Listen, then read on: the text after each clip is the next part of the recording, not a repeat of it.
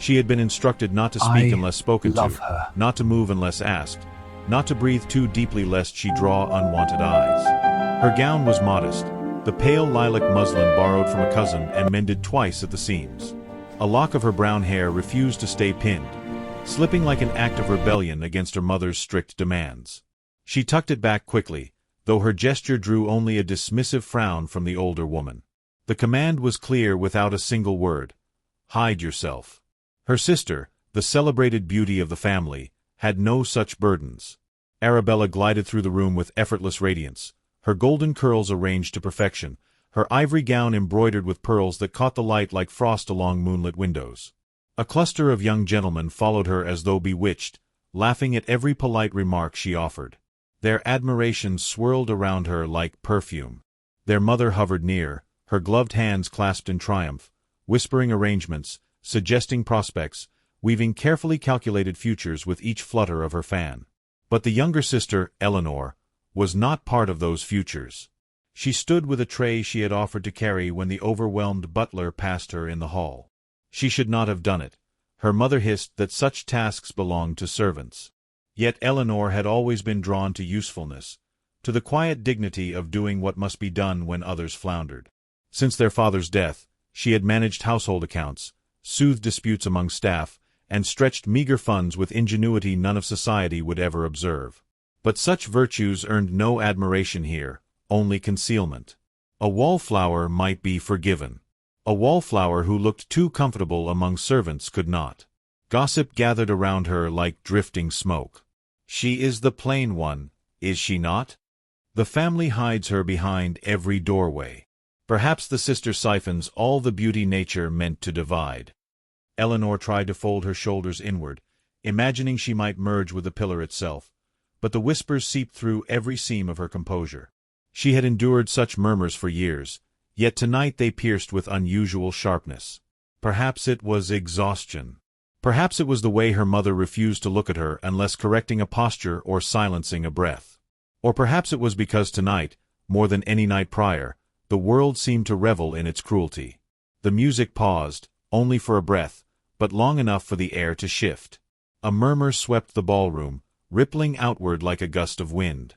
Fans stilled. Conversation halted mid-sentence.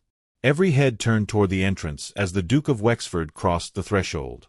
His presence alone seemed to dim the chandeliers, or perhaps merely render their light irrelevant. Tall, composed, carrying the weather of foreign courts upon his shoulders, he walked with the deliberate calm of a man accustomed to command. Rumors had long preceded him. His years forging diplomatic alliances across Europe, his sharp intellect, his disinterest in frivolity, and the quiet melancholy that clung to him like a shadow. London adored him precisely because he refused to be adored. Eleanor lowered her gaze, knowing her mother would combust if she dared look directly at such a man. Indeed, Lady Lennox nearly tripped over her own skirts in her haste to reach him. "Your Grace," she exclaimed with theatrical sweetness, "may I present my daughter Arabella, the prettiest bloom of the season?" Her voice carried farther than she intended. A few guests smirked. Arabella curtsied with practiced grace, her blue eyes shimmering with calculated charm. Eleanor felt her stomach knot. Even humiliation could sound elegant when spoken by those the world favored. The Duke's expression remained unreadable as he inclined his head politely. But something in his gaze, something steady, searching, did not settle on Arabella at all. Instead, it drifted past her, past the swirling silks and admiring gentlemen, toward the shadowed corner where Eleanor stood frozen, tray in trembling hands. She flushed immediately. Impossible. Surely he had mistaken her for a servant. Yet his gaze held firm. Lady Lennox followed the direction of his attention and stiffened. "Oh, pay no mind to her, Your Grace. She is, well, she keeps herself occupied. Occupied. Invisible. Necessary but unwanted." The Duke's brow lifted almost imperceptibly, dissatisfaction flickering through his composed facade. He walked toward Eleanor. Each step felt like a roll of distant thunder, quiet yet inevitable. The guests parted to watch. She desperately wished the floor would swallow her whole. Her palms grew slick, the tray wobbled, she steadied it by sheer force of will. When he halted before her, the world narrowed to the faint scent of rain on wool and the muted hum of the orchestra tuning for the next dance. "Miss Lennox," he said softly, though his voice carried enough authority to hush an entire kingdom, "you appear to be working rather harder than any guest should." Eleanor stuttered. "I only wish to help, Your Grace." "A rare inclination," he murmured, his eyes sharpening with interest. "May I ask whether you enjoy hiding in corners, or whether you are merely placed in them?" She inhaled sharply. No one had ever asked such a question. No one had ever noticed. Her mother swooped in, scandalized. "Your Grace, she is not accustomed to attention. She would not know how to entertain a duke." He did not look away from Eleanor. "I believe she already has." The room gasped, the collective breath of 100 stunned spectators. He extended his hand, not ceremoniously, not flirtatiously, but with a quiet sincerity that struck her heart like a blow. "Miss Lennox," he said, "would you grant me a moment's walk? I find the crowd rather suffocating." Eleanor's throat tightened. She should refuse. She should defer to her sister. She should obey her mother's rigid expectations. Yet something in his gaze urged her to step forward. She placed her fingertips lightly in his gloved hand. As they turned toward the balcony doors, a wave of whispers followed them, rising like a growing storm. But just before they vanished into the cool night air, he leaned slightly toward her, his voice low and intent. "I seek not the world's prettiest mask," he said. "I seek the woman who dared look at me as though I were merely a man." The doors closed behind them, and society's glittering world erupted into chaos. London responded to the Duke's unexpected choice with the swiftness of wildfire. Before the night ended, whispers slithered from ballroom to candlelit parlors, weaving elaborate tales of the quiet Lennox sister who had somehow captured the interest of a man too discerning for trivial flirtations. By morning, the gossip sheets bore thinly veiled references to a plain yet puzzling lady whose virtue, if not her beauty, has snared an illustrious heart. Eleanor read none of them, but she felt their weight in every glance cast her way when she entered the drawing-room for breakfast. Her mother sat stiffly at the head of the table, stirring her tea with the precision of a drill sergeant. Arabella lounged beside her, though her smile, usually sweetly triumphant, had a tremor along its edges. No one addressed Eleanor until a footman entered carrying a small velvet box. He presented it silently to her, then departed without so much as an explanatory bow. Her mother's cup clinked sharply against its saucer. "What is that?" Lady Lennox demanded, though her tone already revealed her deepest fear. Eleanor lifted the lid. Inside lay a ribbon, deep indigo, nearly black, soft as a sigh beneath her fingertips. Simple, unadorned, impossibly elegant. A note rested beneath it, a token, should you wish to be remembered. W. Nothing more. Nothing less. Arabella inhaled sharply. Lady Lennox's face drained of color before flushing with indignation. "He sent you a gift," she whispered, as if naming a scandalous act. "And something so modest. Does he mock our family? Return it at once." Eleanor closed the box with trembling hands.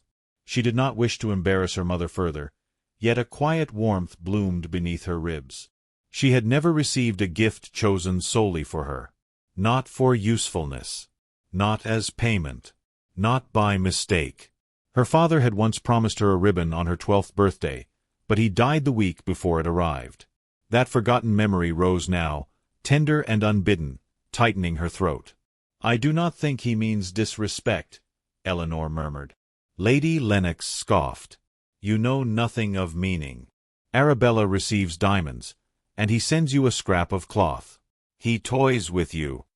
Arabella's expression flickered. Was it guilt? Envy? Fear? She said nothing, but the silence between the sisters grew as prickly as a hedge of thorns. Later that evening, the Lennox family attended a musicale hosted by Lady Ashworth, a woman who delighted in scandal as much as in sonatas. Eleanor, unsure whether to wear the ribbon, tucked it carefully into her reticule instead. She felt its presence as though it hummed with potential. The drawing-room swelled with guests, all of whom eyed her with thin curiosity, their smiles polite but edged like sharpened lace. Lady Ashworth approached with exaggerated sweetness. "My dear Miss Lennox," she said, patting Eleanor's cheek as though examining a curious specimen, "we are all quite eager to see you this evening. Fortune has smiled most astonishingly upon you." Eleanor curtsied. "You are kind, madam." "Oh, not kindness," the older woman chirped. "Merely observation. The season rarely offers such surprises." Her mother pinched Eleanor's arm discreetly, signaling her to retreat.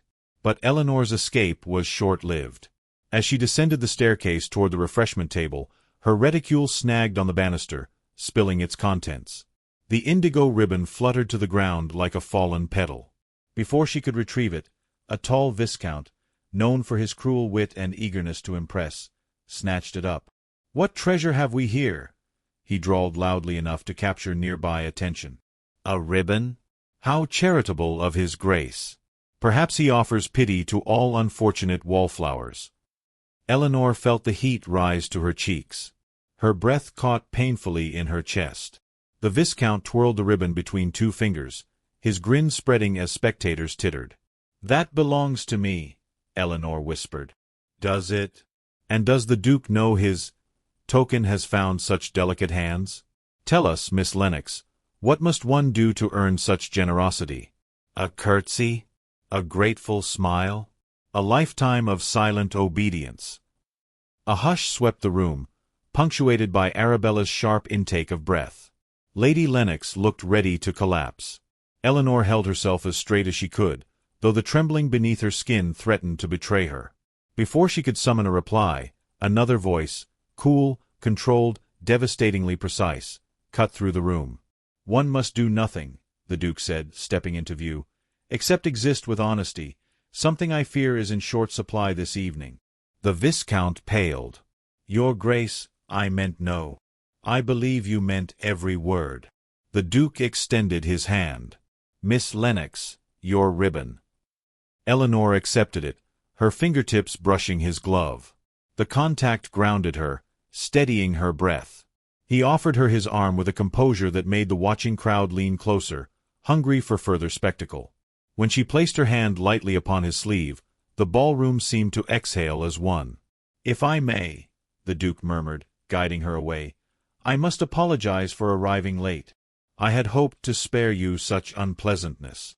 "You owe me no apology, Your Grace," she replied softly. "I should have been more careful." "No," he said, so quietly only she could hear, "those who wound others for sport should be careful." His protectiveness was almost disorienting. She had grown accustomed to invisibility, not defense. Her heart beat faster as he led her into a quieter alcove where candlelight painted his features in amber warmth. "Should you prefer to return the ribbon," he said, his tone gentler, "I will understand. I do not wish to burden you with attention you did not seek."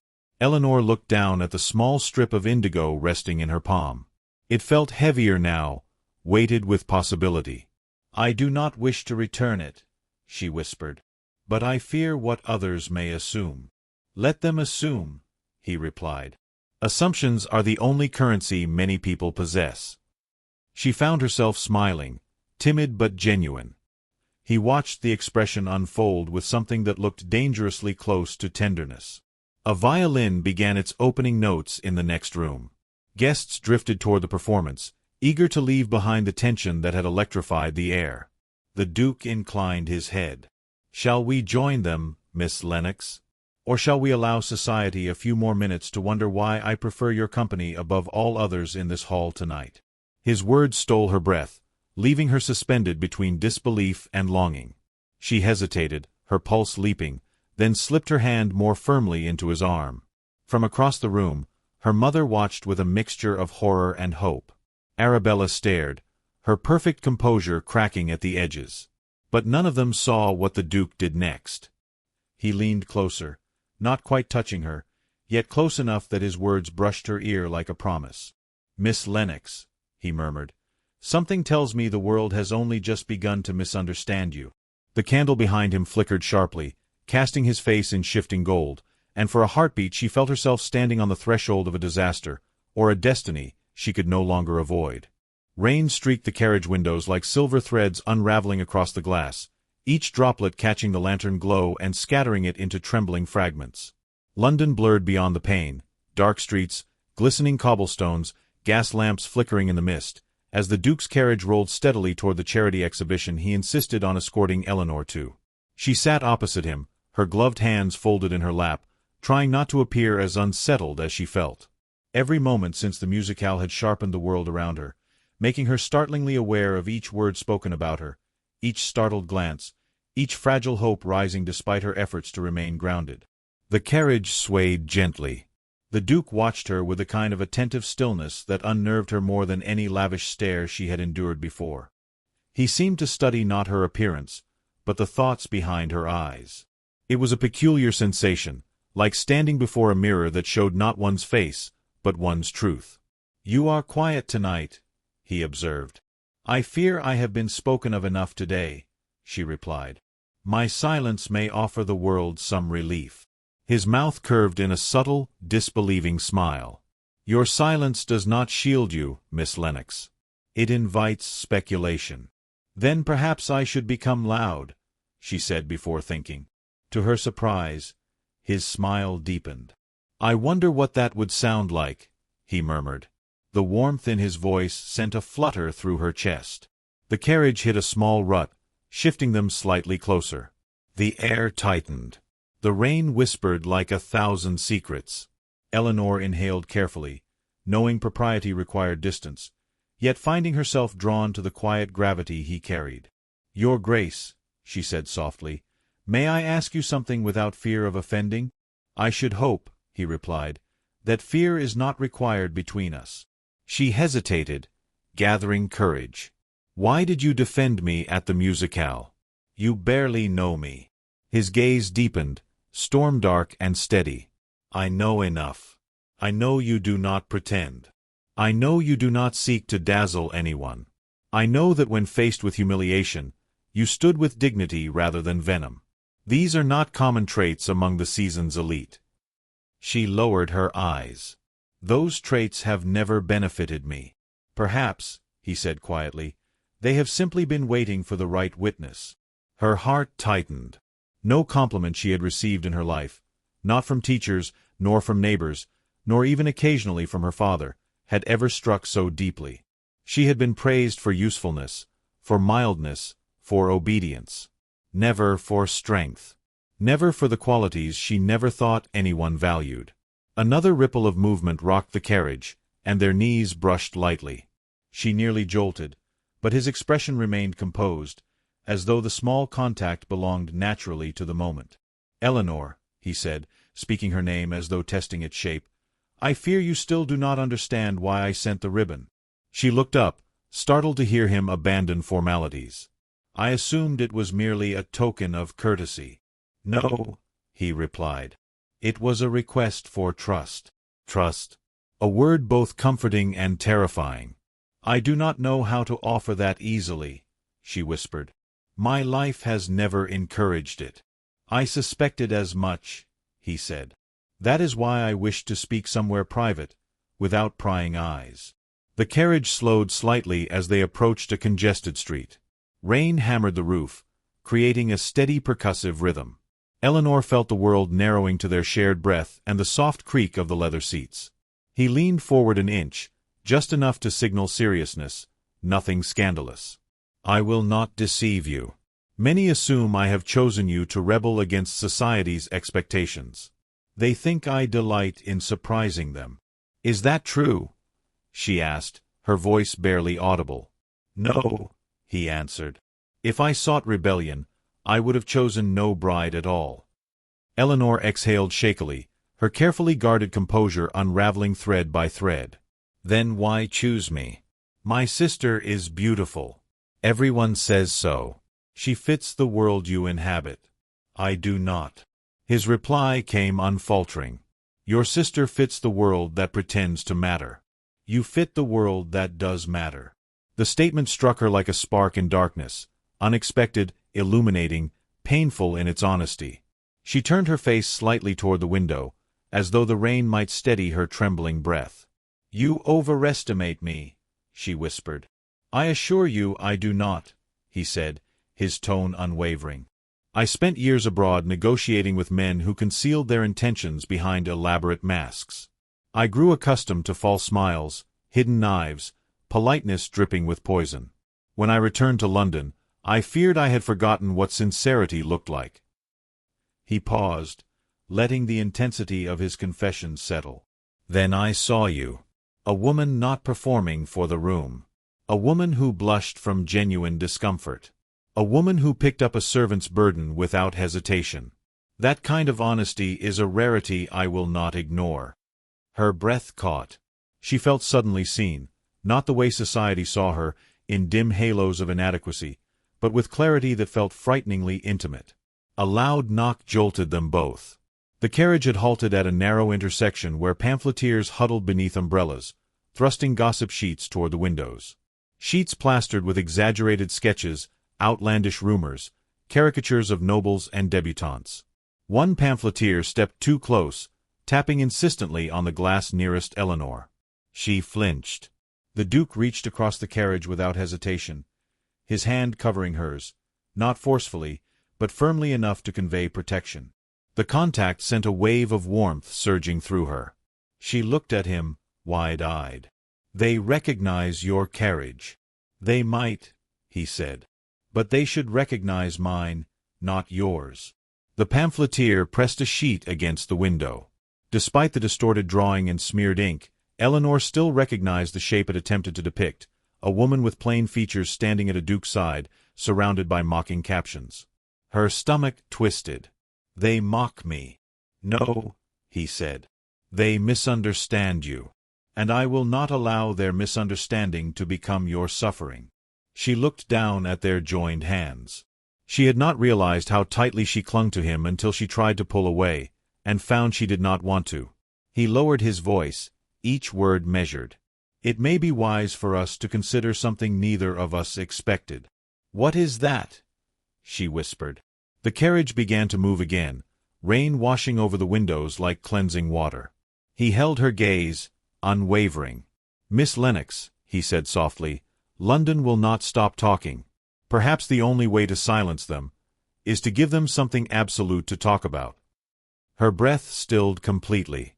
His meaning hung in the air, dangerous, tender, irrevocable. "Well?" he asked gently. "Shall we consider the possibility?" The rain had stopped by the time they reached Lady Whitcomb's lantern-lit gardens, though the air still carried the cool hush of a city rinsed clean. Guests drifted along gravel paths beneath strings of soft yellow lights, the scent of damp roses mingling with the distant hum of conversation. Eleanor felt the Duke's earlier words echo through her. Give them something absolute to talk about. A proposal. A possibility so immense it pressed against her ribs like a second heartbeat. Yet he had spoken it with neither flourish nor command, only a solemn gentleness that made the idea feel less like a spectacle and more like an invitation. He offered his arm as they stepped from the carriage. She hesitated only briefly before placing her hand upon his sleeve. The subtle tightening of his posture told her he felt the weight of the moment as well. When they entered the garden walk, heads turned sharply. Fans fluttered. Murmurs rippled, quiet as wind in reeds. The Duke did not falter. "Eleanor," he said softly, using her name with deliberate care, "I will not push you toward an answer tonight. But I must know whether the thought frightens you because of society, or because of me." She inhaled slowly, centering herself. "I fear the permanence of it," she confessed. "I fear disappointing you. I fear stepping into a world that will never welcome me." "And me?" he asked gently. She raised her gaze to him. The lantern light gilded the planes of his face, strong, solemn, worn not by age but by experience. "You," she whispered, "are the only part that feels steady." His expression softened, almost imperceptibly, as though her words had opened a door within him he had long kept sealed. "Then that is a beginning." Before she could reply, Lady Whitcomb approached with a smile sharpened by curiosity. "Your Grace, Miss Lennox, what a surprise to see you walking together so closely." Eleanor stiffened, but the Duke bowed his head politely. "A surprise only if one has not been paying attention, Lady Whitcomb." A few nearby guests gasped softly, delighted by the scandal blooming in real time. Lady Whitcomb's eyes narrowed with intrigue. "Shall I assume congratulations are in order?" The Duke's hand hovered just beside Eleanor's back, close enough to reassure without touching. "Not yet. But soon, perhaps." Eleanor's breath struck the air. The statement fell with the subtle force of a struck bell, clear, resonant, impossible to ignore. The garden shifted around them, whispers swelling like rising tidewater. Some looked pleased, some jealous, some horrified. Arabella, standing near a trellis of white blossoms, froze mid-smile. Her face drained of all color before flushing with humiliation.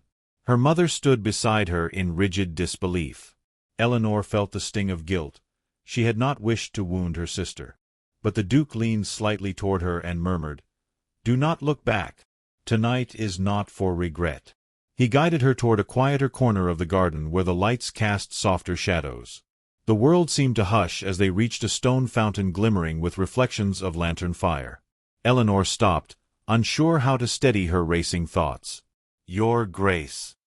"Wexford," he corrected gently. She swallowed. "Wexford. You speak as though certain." "I am not certain of anything." "Then let me give you certainty," he said. He stepped closer, not imposing, but inviting, like someone offering warmth to a cold room. "You fear disappointing me. But I do not seek perfection, nor brilliance, nor beauty praised by society. I seek someone who chooses truth over performance. Someone who sees me without the title." Eleanor looked at him, shaken by the earnestness in his voice. "I do not know if I am strong enough to carry all that your name demands." His reply was immediate. "You already carry more than any duchess I have ever met." The words struck her with quiet force. She felt suddenly unsteady, as though the ground beneath her had shifted. Before she could respond, a young footman approached, bowing with breathless urgency. "Your Grace, Lady Lennox requests a word. She insists it is most important." The Duke's jaw tightened. Eleanor exhaled shakily. "I should speak with her," she murmured. "You do not owe her anything she has not earned," he said softly. "But I will stand with you." They walked together toward the edge of the terrace where Lady Lennox waited, rigid, trembling, her fan held so tightly the sticks creaked. Arabella stood beside her, eyes glassy, her composure strained to breaking. Lady Lennox did not curtsy. She did not smile. She simply stared at Eleanor with a mixture of disbelief and fury. "How dare you?" she whispered. "How dare you humiliate this family by misleading a duke?" Eleanor flinched as though struck. "Mother, I have misled no one." "You have stolen your sister's future," Lady Lennox hissed. "She was meant for him. Everyone knows it." Arabella looked away, unable or unwilling to defend the assertion. Before Eleanor could gather her breath, the Duke spoke, his tone calm but edged with steel. "Lady Lennox, your daughter has stolen nothing. I choose whom I choose." "Then you choose poorly," the older woman snapped. A silence fell so heavy it smothered the lantern light. Eleanor trembled, humiliation burning through her veins. She wanted to flee, to apologize, to disappear into the night as she always had. But the Duke stepped closer, not shielding her, but standing beside her as an equal. "Miss Lennox," he said quietly, so only she could hear, "do not let their smallness dictate your worth." Her mother's breath hitched, outraged. Eleanor exhaled shakily, feeling something new rise inside her, fragile but unmistakable, resolve. "I am not asking for your approval," she said, her voice trembling but steadying with every word. "Nor am I attempting to replace Arabella. I simply will no longer apologize for existing." Her mother stared as though seeing her for the first time.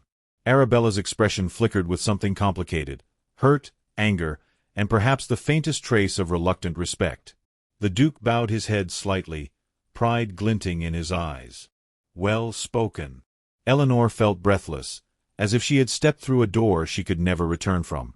Before anything more could be said, a servant rushed forward with wide eyes. "Your Grace, news has arrived from Parliament. You are urgently summoned to London House." The matter concerns your future, and hers. Eleanor's heart lurched. The Duke's gaze hardened, shifting from warmth to purpose in an instant. He turned to her, voice low and unyielding. "Whatever happens next," he murmured, "you will not face it alone." The lanterns flickered sharply, shadows trembling across his determined face, and Eleanor felt the full weight of the storm gathering around them, a storm she could no longer avoid, nor deny, nor face without him. Parliament Square loomed in stark contrast to the lantern-lit gardens they had left behind. Cold, imposing, its great stone facade washed in moonlight that sharpened every edge. Carriages rattled through puddles as members of the House hurried in and out, carrying documents and whispers in equal measure. The Duke stepped down first, offering his hand to Eleanor with an urgency gentler than fear but firmer than reassurance. She took it, feeling the tremor of uncertainty he fought to conceal. Inside, the corridors hummed with speculation. Several officials halted in mid-stride to stare at them, some with surprise, others with thinly veiled disdain. Eleanor felt the weight of their scrutiny like a cloak made of lead. She had never belonged to such a world, and now it felt as though she had been thrust into its very bloodstream. A senior minister approached with hurried steps. "Your Grace, thank God you've come. There are developments you must hear." The Duke inclined his head, though the muscle in his jaw tightened. "Miss Lennox accompanies me. Speak freely." The minister hesitated before bowing slightly to Eleanor. "Then you should both know, the papers have released early editions. They claim your sudden attachment is a political strategy, that you intend to marry beneath your standing to feign humility before your appointment as chief diplomatic advisor." Eleanor felt heat rise to her face. "But that is absurd." "Absurd," the minister agreed, "yet persuasive to those who crave scandal." The Duke's voice deepened. "And my appointment? Now in question. They argue a man who chooses unpredictably in his private affairs may be unfit for matters of state." Eleanor's pulse hammered. She turned to the Duke, guilt slicing through her. "This is because of me." He met her gaze with a steadiness that anchored her. "This is because they fear what they cannot control, not because of you." But as he spoke, she sensed the gravity he hid beneath his calm. His career, his years of service, sacrifice, and earned respect, stood on a precipice. And she was the fulcrum tipping it. The minister gestured toward a chamber door. "They request you defend your intentions before the committee. Now." The Duke offered Eleanor his arm again. "Walk with me." The chamber was crowded with men whose expressions vacillated between suspicion and curiosity. When the Duke entered, conversations broke off like severed threads. Eleanor stayed a step behind, watching him straighten his shoulders, not with arrogance, but with quiet dignity. The committee chairman cleared his throat. "Your Grace, rumors suggest your attentions toward Miss Lennox are motivated by convenience rather than genuine regard. We ask you to clarify your intentions." The Duke's reply was not defensive. It was calm, measured, irrevocably sincere. "My intentions are honorable. I choose Miss Lennox not for convenience, not for rebellion against society, but because she is the one person who does not treat me as the sum of my influence." A murmur rippled through the chamber. "She speaks truth without calculation," he continued. "She offers no performance. In a world ruled by appearances, I value that above all else." Eleanor felt breathless. She did not expect such open vulnerability from him, especially before powerful men. She could almost feel the room shifting, some softening, others hardening. The chairman's eyes were skeptical. "That is sentiment, Your Grace, not justification." The Duke stepped forward, and his shadow stretched long beneath the chamber's chandelier. "Then let me offer justification." He reached for Eleanor's hand, drawing her beside him with quiet certainty. "I intend to marry Miss Lennox. There is no strategy behind it. Only the simplest truth.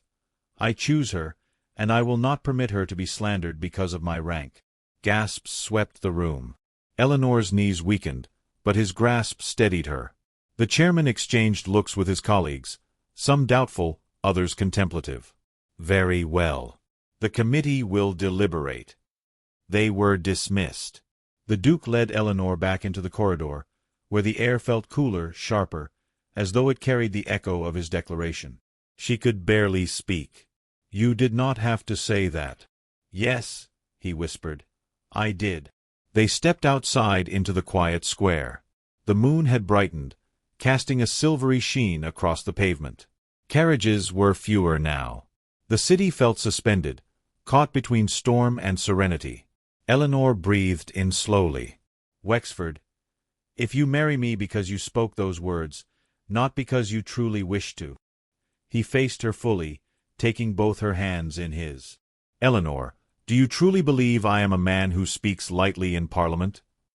She shook her head, tears glistening. "And do you believe I would risk my career for anything less than conviction?" She shook her head again, breath trembling. "Good," he whispered. "Because I meant every syllable." A silence settled between them, deep, warm, fragile. She felt as though the world had grown still enough to hear her heartbeat. "But you," he continued softly, "have given me no answer." Her tears spilled. "I feared saying yes would cost you too much." "And what do you fear now?" "That saying no would cost me everything." His expression broke open in a way she had not seen, relief, longing, something dangerously close to joy. "Then say neither," he murmured. "Say what is in your heart." The breeze stirred her hair as she whispered, "I want this. I want you." He exhaled, a sound like surrender, like a man finally stepping out of a long shadow. He lifted her hand and pressed it to his chest, where his heartbeat thudded resolutely beneath her palm. Before he could speak again, hurried footsteps approached. The minister emerged, breathless. "Your Grace, the committee has reached its decision." Eleanor felt her stomach twist. The minister's face broke into an astonished, almost disbelieving smile. "Unanimous. Your appointment stands. They claim your declaration showed moral clarity they had long doubted." The Duke nodded, gratitude glinting in his eyes, but his first instinct was to turn to Eleanor. "You see," he whispered, "you do not diminish my life. You strengthen it." Emotion welled inside her, too vast, too tender to contain. He stepped closer. "Eleanor Lennox," he said with a quiet tremor, "will you do me the honor?" She placed her fingertips gently against his lips. "Yes," she breathed. "Before you finish the sentence." His laugh, soft, incredulous, full of warmth, filled the moonlit square as he drew her into his arms, not with passion, but with reverence, as though holding the answer to a question he had carried for years. The bells of Parliament tolled the hour, echoing through the empty streets. And in that moment, beneath the silver sky, Eleanor felt the last remnants of her old life fall away, leaving only the tremulous, extraordinary truth that she had been chosen, not for beauty, not for spectacle, but for the quiet courage of simply being herself.